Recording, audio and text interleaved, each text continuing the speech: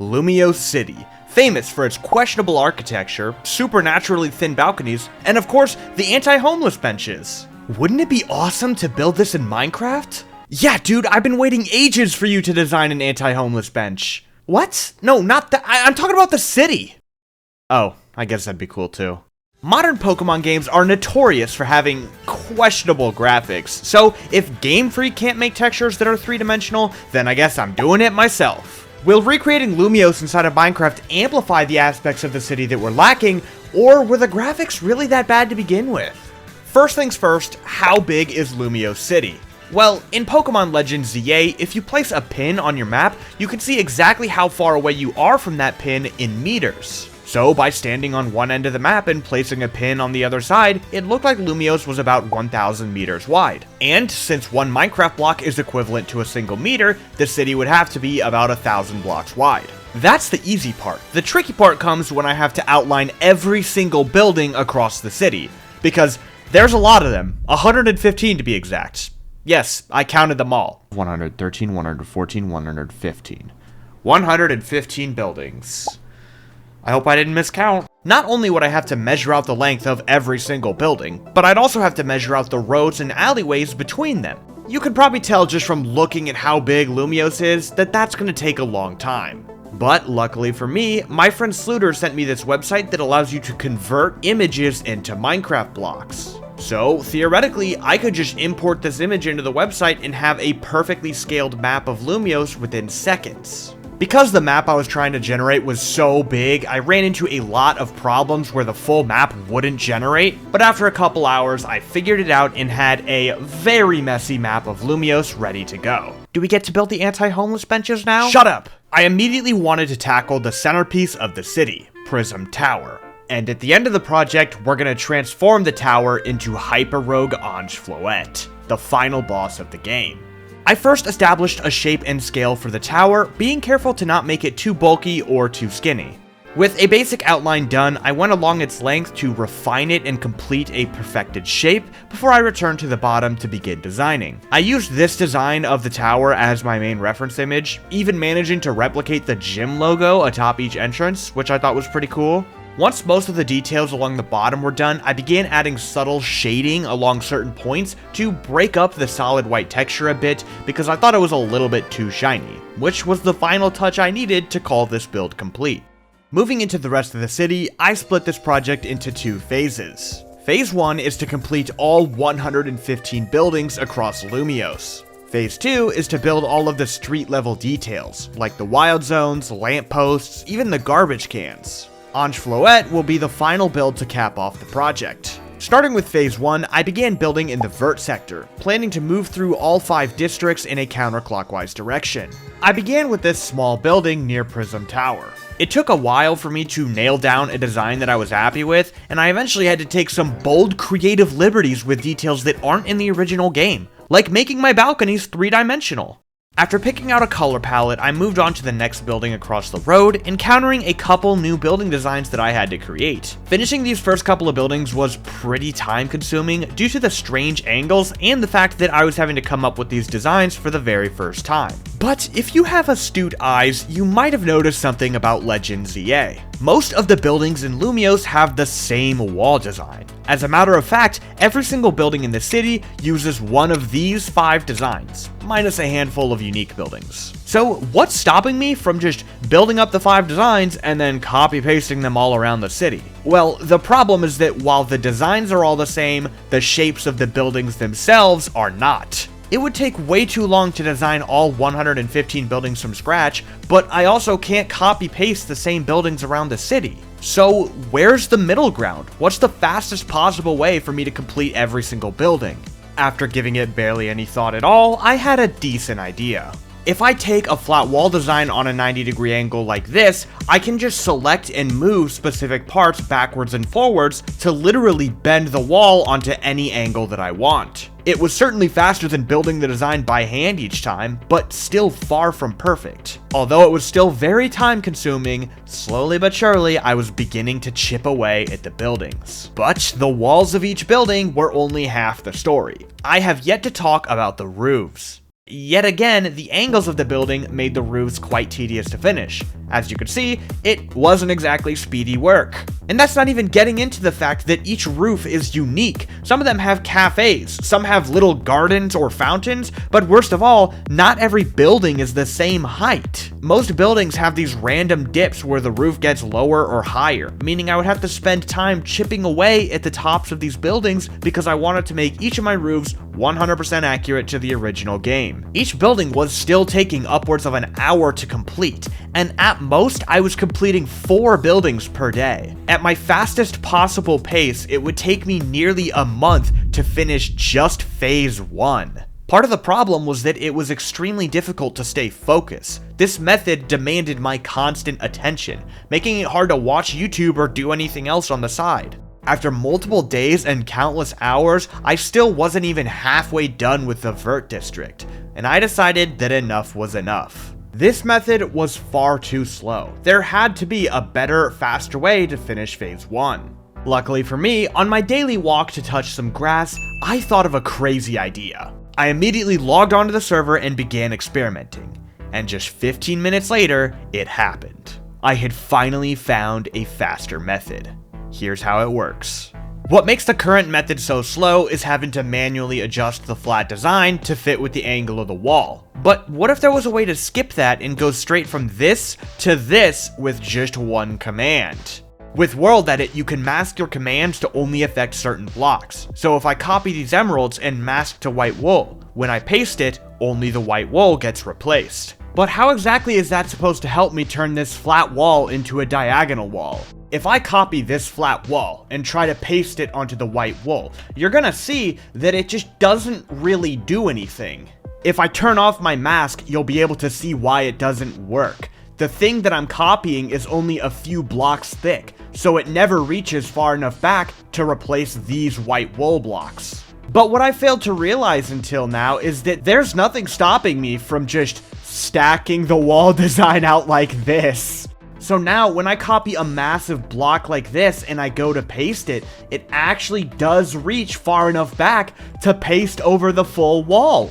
There is one problem with this method. It only works if your wall design is 1 block thick. Because when I have a design like this stacked outward, every other layer is a different block. So when I go to actually paste it in, it creates this mess. But all I have to do in that situation is separate the 2 layers of the wall design into their own chunks. That way when they're stacked out, every layer is the same block. Then I just have to paste in the 2 layers separately to morph the design onto the wall. But does this method actually save time? Oh yeah. I assigned all 5 wall designs their own wool color and went through the entire vert sector to mark out where each design would go. Then I began copying my designs and pasting them into their proper locations using the new method. With the old method, I was only finishing a few buildings per day. But suddenly, I was able to finish all of the building designs for the rest of the Vert District in just a few hours. Of course, this didn't include the roofs, which I didn't exactly have a better method for. It was still pretty tedious going around finishing the roofs, but having a faster method for the wall designs was a huge relief. So pretty much all the buildings in the Vert District are done, except for a few of the unique buildings that I'm gonna do later. But I just remembered that there's this whole outer band of buildings. I'm gonna lose my mind. I'm already sick of this and don't want to do this anymore after looking at this outer band, and I still have all of this. It took me a couple more hours to finish the outer ring of buildings, but with them finally complete, the Vert sector was done. Heading counterclockwise around the map, I moved into the Jean sector next. I first scoured the entire sector to mark out where each building design needed to go with my color code. And with that wrapped up, I moved on to pasting in each design.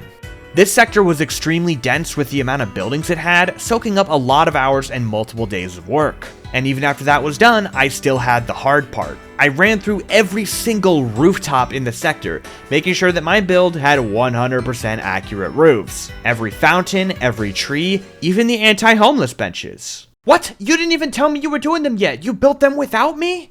Well, it's confession time. I honestly didn't realize that literally every bench in Lumiose was an anti-homeless bench until after I finished this project, so my build doesn't have any. Lumiose might hate the poor, but I don't. Back to the important stuff, I was quickly approaching the end of the Jean district after a few days of work, with only a few roofs remaining. But even with this district done, there are still 3 others I have to finish before phase 1 is complete.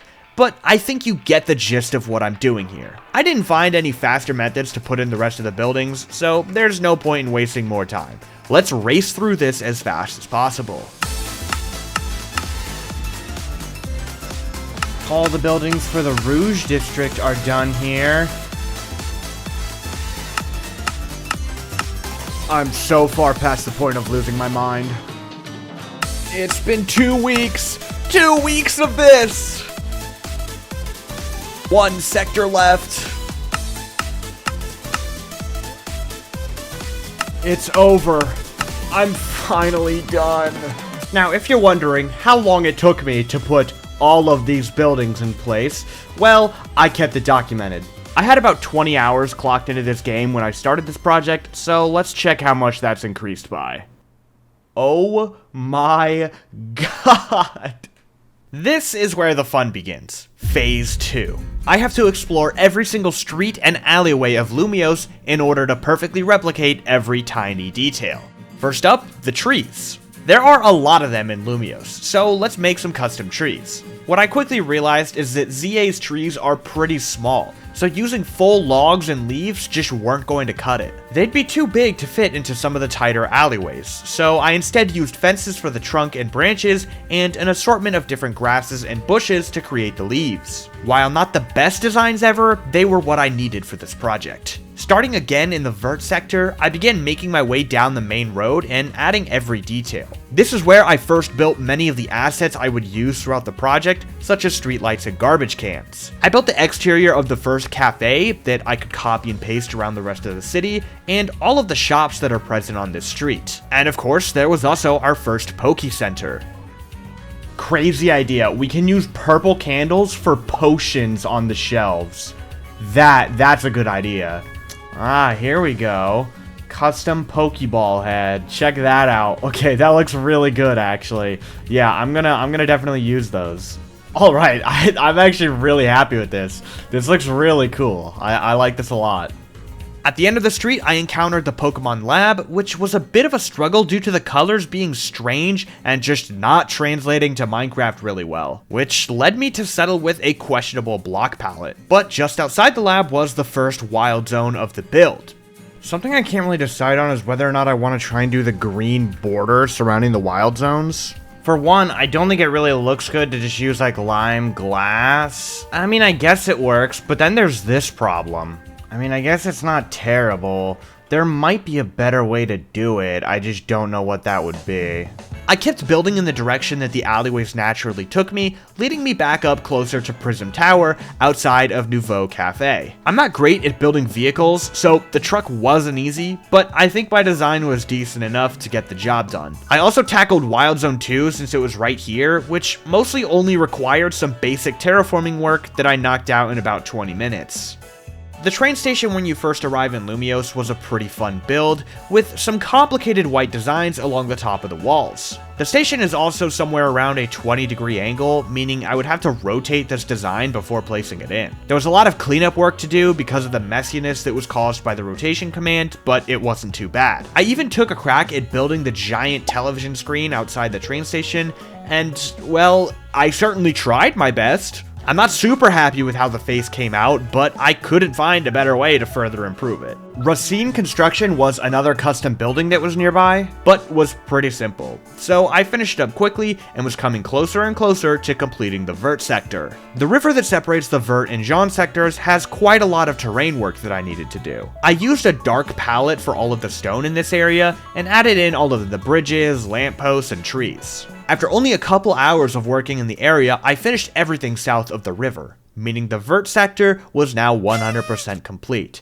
And I finished it just before Christmas, yippee! After a break to have some merry holidays, I returned to start work in the Jean district. One of the most annoying parts of the Vert sector was all of the elevation changes I had to implement. The map I imported was flat, so I had to add all of these differences in elevation myself. And the Jean sector is the district with the most diversity in height. So I decided to mark out all of the elevation changes first to get them out of the way as soon as possible. It was quite annoying having to move the buildings and everything, but having to manually build every staircase was even worse. But I was glad to have it out of the way immediately and was ready to speed through some of the street level details. At the highest peak of Lumiose sits another custom building, which I was not excited to break my flow for, but it had to get done. This one was completely symmetrical on all 4 sides, making it a fairly quick build. The roof was a little complex though, and the building again had to be rotated slightly, leaving me to do a lot of cleanup work. Beyond that, the rest of the Jean district was pretty smooth. It was mostly just copy-pasting street lamps, garbage cans, and Poke Centers. There was a wild zone at the back of the sector that was annoying due to the terrain work and hedges, but it wasn't anything that would take longer than 30 minutes. I think this wild zone is done, which brings this entire district to a close, finally. This one took like a week to finish, which means at this rate, I'm still at least 3 weeks out from being done. But I think these next few districts are the easier ones to build. And wow, just look at the difference between the completed ones and non-completed ones. This looks insane. Something that I had noticed much earlier in the project is the inconsistent density of the city sectors. Some districts are incredibly dense with the amount of detail contained within, while others are very empty. In fact, by progressing through the sectors in a counterclockwise direction, every single one is less dense than the previous. This meant that as I moved into the Rouge district, my progress was going to speed up. After implementing some of the immediate basic details, I encountered another custom building. This one did take a while to complete, but the process was sped up by using the same method that I used for all of the other buildings. There was a second unique building in the Rouge district, which was definitely more complex and challenging. This one took a few hours to finish up because of the strange angle. I honestly don't know why I didn't just do what I did with the other ones, where I built it on the regular angle first, but whatever. With it done, I was free to coast through the rest of the sector with nothing to interrupt my flow. Half of the district was complete after just a couple days. And guess what? The second half has basically nothing. It's just long alleyways with streetlights and plants. My theory held true. This was by far the quickest of the districts to fall, allowing me to continue on to Magenta. This sector followed the same story. Nothing but copy-pasted designs for the entire first half of the district, with the exception of the Quasartico Inc. building. This was definitely one of the most complicated buildings in the city, but was symmetrical and small enough to not cause much of a problem. The shape of the building was definitely the trickiest part. It took me a while to find a curve for the building that I was happy with. I even made the company logo on the side of the building, which I think I completely nailed. The rotation caused a gigantic mess that took some time to clean up, but I was able to move on after just a couple hours of building, finishing the back half of this sector, including yet another wild zone. Half of the sector was finished in just one day. After nearly 2 months and around 150 hours of building at this point, the end of the project was within reach. I was completely locked in, spending my entire days working on the city, eager to finish it as soon as possible. With yet another wild zone done, I finished up the second half of the river that flows through Lumiose and moved on to the other half of the Magenta sector. I had built everything in the city at this point. It was just about exploring every little alleyway and pasting those details into place. It was time to buckle in and make one final push to finish the project. Just one slice of the pie left. I just have to finish the blue district, and I'm finally done. I believe this is the final custom building of the project. Now I just have to move on, finish up all these little alleyways. Every project like this, I always get so motivated at the final stretch. It's 2:30 p.m. right now, and I want to try and finish before midnight, so I've got about 10 hours left to try and finish this all. So yeah, I'm probably going to put up a dramatic countdown on the screen or something. Just finishing the city today is a little bit of a daunting task, and I also have to build Ange Floette at the end. I'm pretty close to 200 hours spent on this project by now.